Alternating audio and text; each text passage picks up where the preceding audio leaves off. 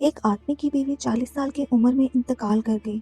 जब इसके दोस्तों और रिश्तेदारों ने इसे दोबारा शादी करने का मशवरा दिया तो उसने जवाब दिया कि इसकी बीवी का सबसे बड़ा तोहफा ये है कि उसने इसे एक बेटा दिया और वो अपनी ज़िंदगी इसी बेटे के साथ गुजारेगा।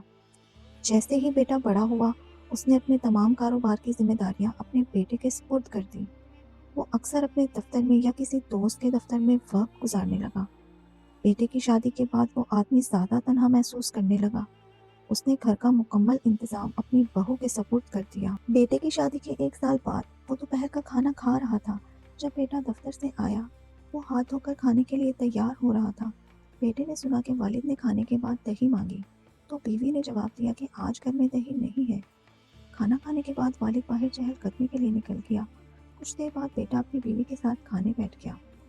खाने के बर्तन में दही मौजूद था, मगर बेटे ने बगैर किसी रद्द अमल के खाना खाया और फिर दफ्तर चला गया। कुछ दिनों बाद बेटे ने अपने वालिद से कहा, आज आपको अदालत जाना है और आपकी शादी हो रही है।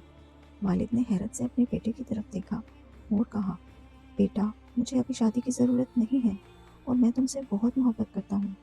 तुम्हें भी माँ की ज़रूरत नहीं, तो फिर मेरी दोबारा शादी क्यों? बेटे ने जवाब दिया, बाबा, मैं आपके लिए अपनी माँ को वापस नहीं ला रहा, ना ही अपनी बीवी के लिए एक सास। मैं सिर्फ आपके लिए दही का इंतज़ाम कर रहा हूँ।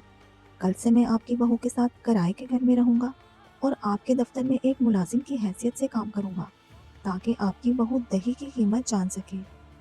ये कहानी हमें ये सबक देती है कि वालदैन हमारे लिए एटीएम कार्ड नहीं, बल्कि असल में हमारे दिलों की दौलत हैं। वो हमारी मर्जी पर नहीं, बल्कि हम इनकी खिदमत और एहतराम के जरिए अपनी ज़िंदगी गुजार सकते हैं। दुनिया के तमाम वालदैन को जिंदाबाद। हर घर में ऐसे मिसाली रवैये अपनाए जाने चाहिए।